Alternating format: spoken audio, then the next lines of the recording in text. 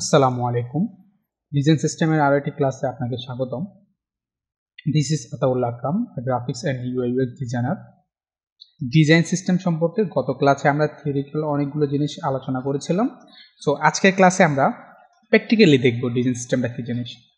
শুরুতেই বলে নিচ্ছি, আপনি যদি এই চ্যানেল নতুন হয়ে থাকেন অবশ্যই চ্যানেলটি সাবস্ক্রাইব করবেন, আর যদি আগে থেকে সাবস্ক্রাইব করে থাকেন অসংখ্য ধন্যবাদ। আজকে আমরা যেটা দেখব সেটা হচ্ছে স্টাইল। স্টাইল বলতে আমরা যেটা বুঝি, স্টাইলের চারটা ভেরিয়েশন আছে। একটা হচ্ছে টেক্সট স্টাইল, আরেকটা হচ্ছে কালার স্টাইল, আরেকটা হচ্ছে ইফেক্টস স্টাইল, আরেকটা হচ্ছে যে লেআউট গাইড। আমরা যখন ফিগমাতে কাজ করি, যে কোনো প্রজেক্টের হোক, যখন আমরা কাজ করি তখন আমাদের টাইপোগ্রাফি বলেন অথবা কালার বলেন, এই জিনিসগুলোকে আমরা রিপিট করতে হয়। তো আমরা যদি এটা জিনিসটা প্র্যাকটিক্যালি দেখি, আমরা যদি স্টাইলে আসি, দেখেন আমার এখানে চারটা জিনিস আমাকে দেখাচ্ছে।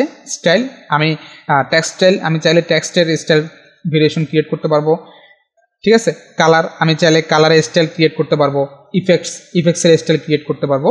লেআউট গাইড আপনি যখন ওয়েবসাইট হোক অথবা ড্যাশবোর্ড হোক বা মোবাইল অ্যাপ হোক, আপনি যখন ডিজাইন করবেন তখন কিন্তু আপনাকে একটা গ্রিড মেনটেন করতে হয়। এক একজন এক ক্ষেত্রে এক এক গ্রিড মেনটেন করে। সো আমরা বারবার কি গ্রিডটা কি নিব না, আমরা একবার গ্রিডটা নিয়ে সেভ করে রাখবো। আপনি ধরেন যে আপনার একটা প্রজেক্টের মধ্যে অনেকগুলো টাইপোগ্রাফি থাকবে এবং অনেকগুলো স্টাইল থাকবে, বাট আপনি কোন জায়গাতে হেডিংয়ে কোন সাইজটা দিচ্ছেন, তারপরে বডিতে কোন সাইজটা দিচ্ছেন, তো এই জিনিসগুলো আপনি যখন কাজ করবেন প্রথম অবস্থায় মনে হচ্ছে যে না আপনার কাছে ইজি, বাট আপনি যখন লেন্দি প্রসেসে কাজ করতে যাবেন, একটা প্রজেক্ট তো দেখা যাচ্ছে যে আপনার একদিনে কমপ্লিট হয় না। আমরা যখন কোনো প্রজেক্টে কাজ করি, রিয়েল টাইম কোনো প্রজেক্টে কাজ করি, তখন দেখা যাচ্ছে যে আমাদের এক সপ্তাহ, 2 সপ্তাহ, 1 মাস, 2 মাস, কিছু কিছু ক্ষেত্রে দেখা যাচ্ছে যে কিছু যখন বড় বড় প্রজেক্টগুলো হয় তখন কিছু ক্ষেত্রে দেখা যায় যে আপনার 1 বছর 2 বছর হয়ে যেতে পারে হিন্দি প্রজেক্টের উপরে। তখন আপনার টাইপোগ্রাফি স্টাইল বলেন বা কালার স্টাইল বলেন, আপনার কিন্তু এই জিনিসগুলো কনফিউজিং হয়ে যাবেন যদি আপনি এই জিনিসগুলো স্টাইল ক্রিয়েট করে না রাখেন। হ্যাঁ, সো ফর এক্সাম্পল আমি আমার বডির জন্য, আমি আমার হেডিংয়ের জন্য যেই ফন্টটা ইউজ করব এবং ওই ফন্টটার কী স্টাইলে ইউজ করব, সাইজ কী দিব, লাইন হাইট কী দিব, হ্যাঁ, তারপর হচ্ছে যে ক্যারেক্টার স্পেসিং দিব কি দিব না, এবং কি সেটা কি সেন্টার রাখবো না রাইট রাখবো না লেফট অ্যালাইন রাখবো, সেন্টার অ্যালাইন রাখবো না রাইট অ্যালাইন রাখবো না লেফট অ্যালাইন রাখবো, এবং সেটা কি আমার বাউন্ডারি বক্সের উপরে টপে রাখবো না নিচে রাখবো না কীভাবে রাখবো। সো এই জিনিসগুলো সব কিছু আমি শুরু থেকে ডিসাইড করে রাখি, যাতে করে পরবর্তীতে আমার সময় কম লাগে আর আমার জন্য ইজিও হয়। আপনি যখন টাইপোগ্রাফি স্টাইল ক্রিয়েট করতে যাবেন তখন আপনার সামনে নর্মালি এরকম থাকবে না, এটা ব্ল্যাঙ্ক থাকবে। হ্যাঁ, দেখেন আমাদের এখানে কিছু স্টাইল ক্রিয়েট করা আছে বিধায় এই স্টাইলগুলো দেখা যাচ্ছে। সেম জিনিসটাই আমরা কালারের ক্ষেত্রেও ইফেক্টসের ক্ষেত্রেও, আপনি ধরেন যে কোনো একটা কার্ড ডিজাইন করতেছেন, সেখানে আপনি একটা স্মুথ একটা শ্যাডো দিচ্ছেন। হ্যাঁ, বারবার ওই শ্যাডোটা আপনার জন্য প্রত্যেক জায়গায় অ্যাপ্লাই করতে গেলে আপনার জন্য বারবার ম্যানুয়ালি করতে গেলে প্রবলেম হয়। তাই জন্য আমরা কী করে থাকি, স্টাইল ক্রিয়েট করে ফেলি। ঠিক আছে, আমরা যদি ডিজাইন সিস্টেম টেক্সটটাকে ধরেন, এটা হচ্ছে আমার হেডিংয়ের জন্য আমি ফন্ট সাইজ দিলাম 78, ধরেন এটা একটা আমার ওয়েবসাইটের জন্য, আমি লাইন হাইট দিলাম 130। ওকে, এটা আমার লাইন হাইট। দেন আমি লেফট অ্যালাইন রাখলাম, বাকি সব কিছু যেভাবে সেভাবে রাখলাম, কিছু করলাম না। এবং ক্যারেক্টার স্পেসিং যেটা আছে, লেটার স্পেসিং, সেটার মধ্যে আমি 0 রাখলাম, কিছু দিলাম না। ওকে, এটা হচ্ছে যে আমার হেডিং 1, H1। দেন এটাকে আমি যদি এখানে যদি চকলেট বাটনে ক্লিক করি, চকলেট বাটন ক্লিক করার পরে এখানে প্লাস একটা আইকন আসবে, এখানে ক্লিক করব। ক্লিক করার পরে আমাদের সামনে একটা পপ আপ বাটন ওপেন হবে। এখান থেকে আপনি নাম দিতে পারবেন, এটা কি নামে রাখতে যাচ্ছেন। দেন আপনি এখানে ডেসক্রিপশন দিতে পারবেন। হ্যাঁ, এটা কীভাবে ইউজ করবে, এটার ইউজ কেস কী হবে, এটার উপরে আপনি চাইলে একটা ডেসক্রিপশন দিয়ে দিতে পারবেন। দিয়ে দিলে ভালো, না দিলেও কোনো সমস্যা নেই, দিলে ভালো। এখান থেকে আপনি শো মোরে গেলে আপনি ডিটেলসগুলো পাবেন। এই যে এখানে জিনিসগুলো আপনি ফন্ট নেম চেঞ্জ করতে পারবেন, হ্যাঁ, তারপরে ফন্ট চাইলে চেঞ্জ করতে পারবেন, ফন্ট সাইজ চেঞ্জ করতে পারবেন, এই জিনিসগুলো আপনি এখানে পাবেন। ঠিক আছে, আমরা একটা নাম দিচ্ছি, ফর এক্সাম্পল হেডিং। একটা জিনিস খেয়াল করবেন, আমি আমার হেডিংয়ের মধ্যে আমি কয়েকটা ভেরিয়েশন রাখবো। হ্যাঁ, 2টা 3টা 4টা 5টা ভেরিয়েশন রাখবো। তখন আমি সেক্ষেত্রে কি করব, হেডিং দিয়ে আমি একটা গ্রুপ ক্রিয়েট করে ফেলবো। গ্রুপ ক্রিয়েট করে দেন এই গ্রুপের আন্ডারে কয়েকটা জিনিস রাখবো। যেমন আমার হেডিংয়ের পরে আমি স্ল্যাশ ইউজ করব। আপনি যখন স্ল্যাশ ইউজ করবেন তখন ফিগমা বুঝবে যে আপনার হেডিংটা এটা একটা গ্রুপ। এখন আপনি যদি H1 দেন হেডিং এর পরে H1 দিলাম আমি। আমরা যদি দেখি ক্রিয়েট করি তখন আমাদের এই হেডিং এর আন্ডারে একটা স্টাইল ক্রিয়েট হয়ে যাবে। ওকে, আচ্ছা আমাদের হেডিং এর উপরে এখানে অলরেডি একটা স্টাইল ক্রিয়েট করা আছে, সো আমরা এখানে একটু চেঞ্জ করে দিলাম। হ্যাঁ, নামটা আমরা HEAA দিলাম। ওকে, আমাদের একটা আলাদা গ্রুপ ক্রিয়েট হবে। ক্রিয়েট স্টাইলে যদি আমি ক্লিক করি দেখেন আমার এটা হচ্ছে যে আমার হেডিং যেটা আমার আগে ক্রিয়েট করা ছিল। এই যে আমরা এখন যেটা ক্রিয়েট করলাম হেডিংয়ের মধ্যে আমার একটা টেক্সট যেটার আমার H1 দিয়ে, ফন্ট সাইজ কত 78 আর লাইন হাইট 130। ওকে, সেম প্রসেসে আমার যদি হেডিং যদি আরেকটা থাকে H2, এটাকে যদি আমি ক্রিয়েট করতে হয় ফন্ট সাইজ দিলাম লাইক 68, এটা একটু বোল্ড থাকবে সেমি বোল্ড, লাইন হাইট আমি 120 দিলাম না। ওকে, লাইন হাইট দিলাম। দেন আমি এটাকে যদি স্টাইল ক্রিয়েট করতে হয় সেম প্রসেসে প্লাসে ক্লিক করলাম, হেডিং স্ল্যাশ H2। এখন আমরা যদি ক্রিয়েট করি দেখেন আমার হেডিং এর মধ্যে H2 নামে আরেকটা স্টাইল ক্রিয়েট হয়েছে। ঠিক আছে, সেম প্রসেস আপনি করতে থাকবেন আপনার যতগুলো হেডিং প্রয়োজন হয়।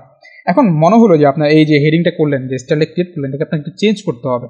হ্যাঁ, এই স্টাইলটা আপনার আমাদের হয় অনেক সময় যে আমরা স্টাইল ক্রিয়েট করছি, বাট কোনো জায়গাতে যখন রিয়েল টাইম যখন প্রজেক্টে কাজ করতে যাচ্ছি তখন আমাদের স্টাইলটাকে একটু চেঞ্জ করতে হচ্ছে, বা একটু ধরুন যে বোল্ড করতে হচ্ছে, বা এটা একটু বেশি বোল্ড দেখাচ্ছে, কম করতে হচ্ছে, একটু এডিট করার প্রয়োজন হয়। তখন সেক্ষেত্রে কী করবো আমরা, এই যে স্টাইলটাতে আসবো, আসার পরে দেখেন আপনি যে কোনো স্টাইলকে আপনি এডিট করতে চান, এখানে একটা বাটন দেওয়া আছে, ক্লিক করেন, এই যে এডিট স্টাইল ক্লিক করার পর আপনার সামনে ওই প্যানেলটা ওপেন হবে। আপনি এখন এখান থেকে এটাকে বোল্ড করবেন না কি করবেন, লাইট করতে যাচ্ছেন সেটা আপনি করতে পারবেন। ফন্ট সাইজ চাইলে বাড়াতে পারবেন। ফন্ট সাইজ চাইলে আপনি বাড়াইতেও পারবেন আপনার মতো করে। এটা অনেক বড় হয়ে গেছে, যে ফন্ট সাইজ বাড়াতে পারবেন, লাইনের হাইটটা দিতে পারবেন, ক্যারেক্টার স্পেস দিতে পারবেন, আপনার যেটা মন চায় সেটা দিতে পারবেন। ওকে, এডিট করতে পারবেন। ওকে, সেম প্রসেসে এটাগুলো আমাদের টাইপ। সেম প্রসেসে আমরা কালারটাও যদি করতে যাই, আমরা একটা রেক্টেঙ্গেল নিলাম, এখানে আমরা যে কোনো কালার দেই। হ্যাঁ, ধরেন আমি রেড কালারটা দিলাম, এই রেড কালারটাকে আমি স্টাইল ক্রিয়েট করব, চকলেট বাটনে ক্লিক করলাম, এখান থেকে প্লাসে ক্লিক করব, এখান থেকে আমি নামটা দিয়ে দেবো। সেম প্রসেস আপনি যদি গ্রুপে করতে চান, ধরেন যে এটা হচ্ছে যে আপনার ডেঞ্জার, আপনি ডেঞ্জার লেখেন, দেন স্ল্যাশ আপনি ভেরিয়েশন দিতে পারেন, কয়টা ভেরিয়েশনে রাখবেন। ধরেন যে আমি এখানে রেড দিলাম, রেড 1। স্টাইল ক্রিয়েট করলাম, দেখেন আমার এখানে ডেঞ্জার নামে একটা গ্রুপ ওপেন হয়েছে, এটার মাধ্যমে এটার আন্ডারে আমার একটা রেড অন করা স্টাইল, এটার আন্ডারে একটা আমার রেড স্টাইল নেওয়া। সেমভাবে যদি আমি আরেকটা স্টাইল ক্রিয়েট করতে যাই, ধরেন যেটাকে আমি একটু কালার চেঞ্জ করব, ডার্ক দিচ্ছি, সেম প্রসেস, প্লাসে ক্লিক করি, স্টাইলের মধ্যে গিয়ে আমি স্ল্যাশ দিয়ে রেড 2 ক্রিয়েট স্টাইল। সেমভাবে আমরা যদি যাই এখন নিচে দেখেন আমার রেড 1 রেড 2। ওকে, রেড 1 রেড 2। আপনি চাইলে এভাবে আপনি যতগুলো স্টাইল দরকার হয় স্টাইল ক্রিয়েট করতে পারবেন। সেমভাবে ধরেন যে আমরা একটা খুবই স্মুথ একটা শ্যাডো নেব, আমরা এটাকে একটু হোয়াইট কালার দিচ্ছি এবং রিডিউস করে দিচ্ছি, কি হচ্ছে আমরা একটু বোঝার জন্য। ইফেক্টসে ক্লিক করলাম, এখানে আমার একটা শ্যাডো আসছে। ওকে, আমরা শ্যাডোর প্যানেলটা ওপেন করলাম, এখান থেকে ড্রপ শ্যাডো দেওয়া, আপনি যে কোনো শ্যাডো নিতে পারবেন। ওকে, লেয়ার ব্লার নিতে পারবেন, ইনার শ্যাডো নিতে পারবেন, যে কোনো শ্যাডো নিতে পারবেন। আমরা ড্রপ শ্যাডো নিয়ে দেখাচ্ছি, আমি এটাকে XY ভ্যালু 0 রাখলাম, ব্লারটাকে আমি একটু বাড়াই দিচ্ছি, আমি 50 করে দিচ্ছি, অপাসিটি 10, খুবই স্মুথ একটা শ্যাডো দিলাম। ওকে, দেন ক্লোজ করে দিচ্ছি, এটা কর্নার রিডিউসটা একটু বাড়াই দিচ্ছি আমি। দেন আমি যদি দেখতে চাই স্টাইল ক্রিয়েট করার জন্য, যে প্লাসে ক্লিক করব, এখান থেকে স্টাইল ক্রিয়েট, দেন সেম প্রসেস আপনি নাম দিয়ে দেন, শ্যাডো 1 বা যে কোনো জিনিস, জাস্ট 1 দিয়ে করলাম, একটা ভেরিয়েশন ক্রিয়েট করলাম। দেখেন এটা হচ্ছে আমার কালার। কালারের নিচে যদি আসি, আমার এখানে ইফেক্টসের একটা স্টাইল ক্রিয়েট হয়েছে। সেমভাবে যদি আপনি গ্রিড নিতে চান, ফর এক্সাম্পল আমি একটা ফ্রেম নিলাম,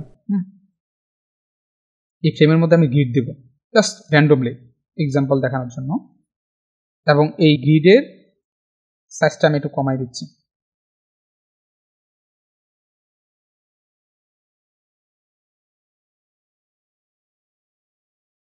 সেন্টার রাখলাম, ব্যাস। এখান থেকে আমি একটু চাইলে বাড়াতে পারি।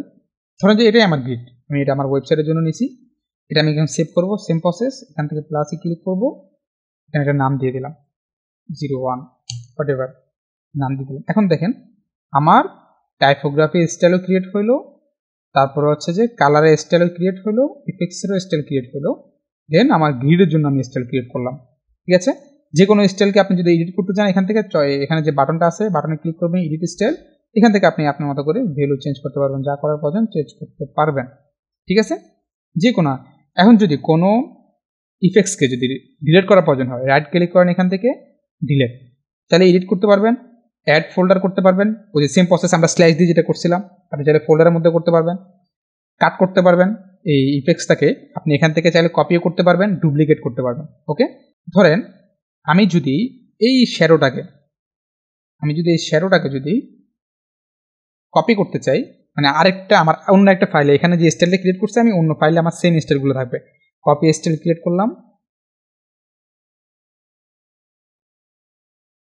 এই যে এই স্টাইলটা, সরি আমি কভার ধরে ফেলছিলাম, এই স্টাইলটা সিলেক্ট করবেন, সিলেক্ট করে দেন কপি ক্লিক করেন, ক্লিক করার পরে এখানে আসেন, যে কোনো ফাইলে নিচ্ছেন কন্ট্রোল ভি র্যান্ডমলি পেস্ট করবেন, দেখেন এটা পেস্ট হয়ে গেছে। হ্যাঁ, এখন আমি যে কোনো অবজেক্টের মধ্যে আমি শ্যাডো দিতে পারবো। ওকে, দেখেন আমি যদি এই অবজেক্টের মধ্যে শ্যাডো দিতে চাই, এই যে ইফেক্টসে যাই, দেখেন আমরা অলরেডি একটা শ্যাডো ক্রিয়েট করা আছে, এই যে খুবই ছোট দেখা যাচ্ছে না, কিন্তু ছোট করি তাহলে বোঝা যাবে, এই যে শ্যাডো দেয়া আছে, কর্নার রিডিউস করি বোঝা যাবে ইজিলি। ঠিক আছে, খুবই স্মুথ একটা শ্যাডো দেখা যাচ্ছে। তাহলে আমরা স্টাইল দেখলাম, স্টাইলের মধ্যে কালার টেক্সট স্টাইল দেখলাম, কালার স্টাইল দেখলাম, ইফেক্টস স্টাইল দেখলাম, এবং লেআউট গাইডের একটা স্টাইল দেখলাম। ওকে, নেক্সট ক্লাসে আমরা অটো লেআউটটা দেখব।